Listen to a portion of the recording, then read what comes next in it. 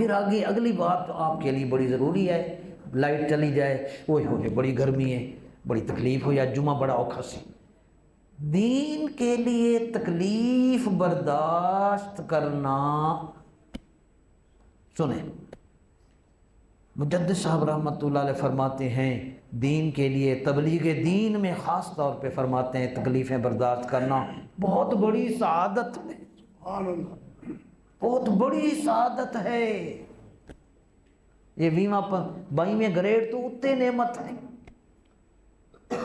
دین کی تبلیغ کے لیے تکلیفیں برداشت کرنا فرماتے ہیں بڑی سعادت ہے۔